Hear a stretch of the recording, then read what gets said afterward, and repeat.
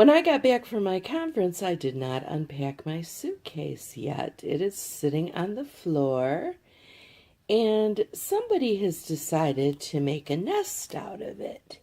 Haven't you, Winnie? Yes, you like sleeping on that suitcase, don't you? Well, you look very pretty there. Even though it's going to be covered in fur when you're done with it. And I am going to have to put it back in the closet very soon, but you enjoy it for now, okay? Sweet baby. Hello, my friends. Thank you for joining me again. This morning I needed an inspirational mug, so I chose this one. She believed she could, so she did. And so it shall be. I thought I would tell you about some of the different diets or eating plans that I've tried in the past and why I think they worked somewhat or didn't work out very well for me. I've tried a lot of different things over the years. I've tried prepackaged foods, I've tried meetings, I've tried gimmicky as seen on TV kind of things. So let me tell you about my experiences with each of those. First of all, the prepackaged food. I was on Nutrisystem back in the day when you had to go to a Nutrisystem center to purchase your food and meet with a counselor. So it wasn't like it is now where it's online and you can order your food and have it delivered to your home. This was in the early days of the program where you actually had to go to a center, meet with a counselor, pick out your food with that person. You had to keep a food diary and share it with your counselor and talk about what you did right and what you need to improve on that week. And then you were sent home with your food. And at that time, the Nutrisystem program was very, very calorie restricted.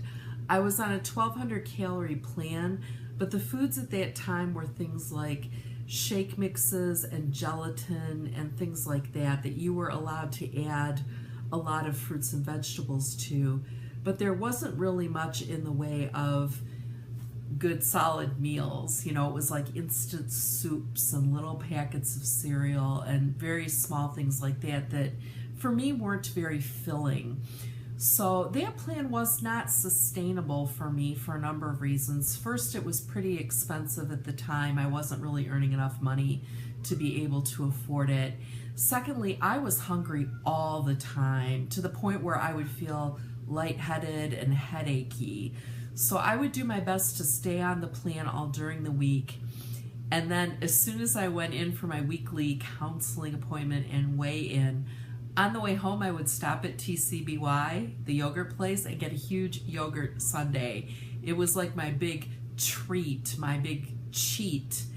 And I looked forward to that all week. And then I would dread a whole nother week of mixing up little powders and things like that and feeling hungry all the time. I get home with my little bag of stuff and put it away. It was very discouraging. However, I did lose weight. I lost a lot of weight on that program, so it did work, quote unquote. And my philosophy is any diet plan that reduces your calorie intake and increases your activity will work as long as you stick to it. In that sense, it will cause weight loss. But a lot of programs are not sustainable. And this particular program was not sustainable for me. Now, I did try Nutrisystem again some years later when they did do the meal delivery service and you could order online and you did get prepackaged, pre-portioned foods. I found that I didn't like the foods very much, and so I would sometimes cheat and have something different. I found that the portions again were extremely small and I was always hungry and irritable, so that calorie plan did not work very well for me. After that, I tried Weight Watchers. There was a group at my work that had weekly Weight Watchers meetings, and I thought I would give that a go. And I did it for a while. This was before they had the points system that they have now. It was based in something called exchanges, which I suppose is kind of similar to the points in a way. So it was a lot of tracking, a lot of diary keeping. We would go for a weekly weigh-in, turn in our little diary. We would listen to a lecture or do an activity about how to manage our cravings or something like that, and then we go back the following week. Now that, I did lose some weight on that plan, and it did work for me for many reasons. One was that I was held accountable because I was doing it with my peers and in front of my peers, and I would have to be weighed in every time. Another was that I was choosing my own foods and having to keep track of them, so it wasn't like the pre-portioned food thing. It was me having to measure my own food. And both of these plans did teach me a lot about portion control. Frankly, I just got bored of going to the meetings after a while and wanted to be able to eat freely without counting and measuring, so that didn't last very long. However, I did learn that counting and measuring is something that works for me because I don't have a good sense of portion size, and so actually counting or measuring it out really helps me to control my calories. Now, at one time, I did try this really gimmicky Richard Simmons product. It was like as seen on TV. It was called Deal-A-Meal. I don't know if any of you have ever heard of that, but it was this vinyl wallet type thing that had slots on both sides, and it had these cards that went in the slots. And there were cards for protein, and cards for dairy, and cards for fat, and cards for carbohydrates, and things like that. And depending on whether you were male or female and what calorie count you were trying to stick to, you got a certain combination of cards per day. So you would get a couple of protein cards and a fat card and a couple of carbohydrate cards and a dairy card and things like that. So at the beginning of the day, you would start with your cards on the left side of the wallet, and then as you ate those portions, you would move the card over to the right side of the wallet. And each card did have portion information on it. Like if you had a dairy card, it would have information on it like a half cup of milk or a half cup of cottage cheese or different things that would constitute one dairy portion.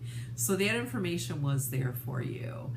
And again, it was a great plan in one sense because it helped me understand portions, but I got bored of it and I just didn't want to have to count out those cards and move them to the other side and set it up every night for the next day. I just wasn't persistent with it. I didn't have what my mom calls stick-to-itiveness. So again, there was another plan that did work if I stuck to it, but after a while, I didn't want to stick to it anymore.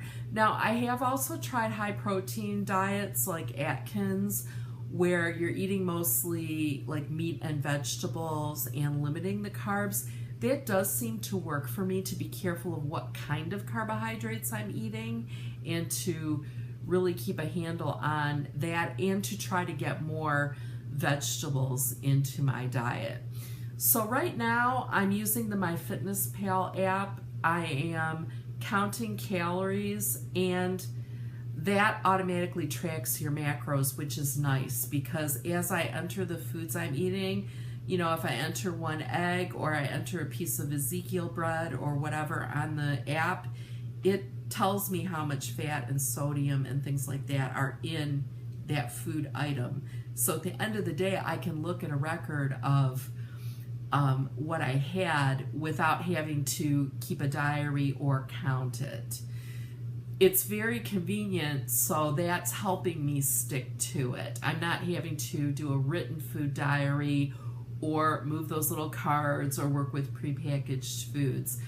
Now, as you will see in my lunch prep video clip I'm about to show you, I still have to think about portions and calories, and I still pre-portion my foods. So when I come home from the grocery store, I'll put things in little packets and cups so that I manage my calories, because that's the hardest part for me, is managing my portions and my calories. But I like this method better because, again, it forces me to look at what regular portion sizes are, but it also allows me to eat the foods I want to eat. And that was a problem on some of the other programs where I didn't feel like I could eat what I wanted to eat.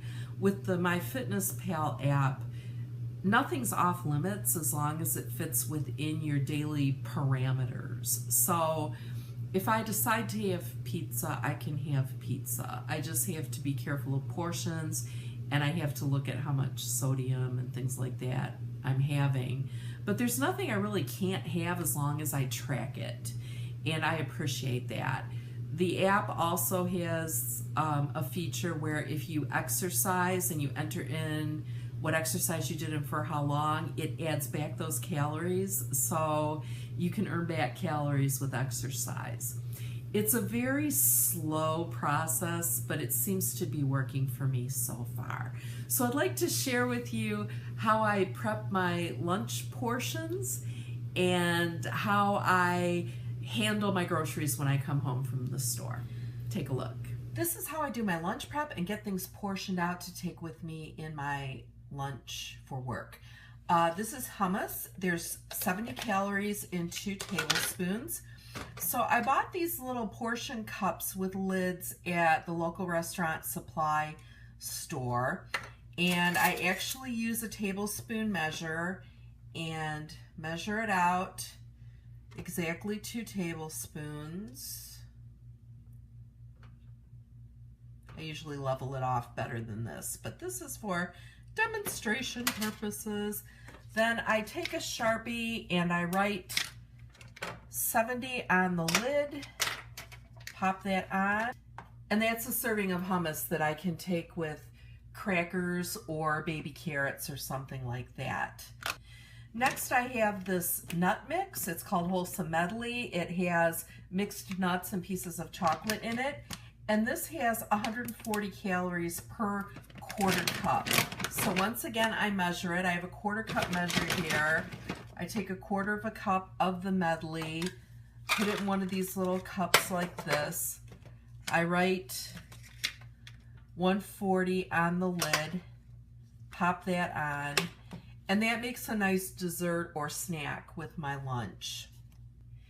And here's what I do with items like crackers or chips. I have these little single portion snack bags that I bought at the grocery store, and I look at what the serving size is. So for Triscuits, you get 6 crackers for 120 calories. So I will just put 6 crackers in here, and usually when I get home from the grocery store, I'll just portion out the whole thing. So I'll take the box of crackers or chips or what have you and portion them out. So there's 6 crackers, and we saw that it had 120 calories, so you can write on the label here with your Sharpie 120.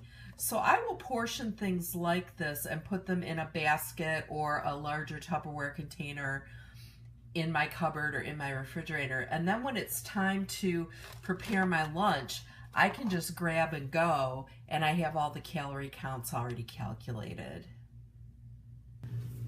So there's nothing groundbreaking there, but maybe it inspires some ideas for you how to control your own portions and prep your own lunch ahead of time.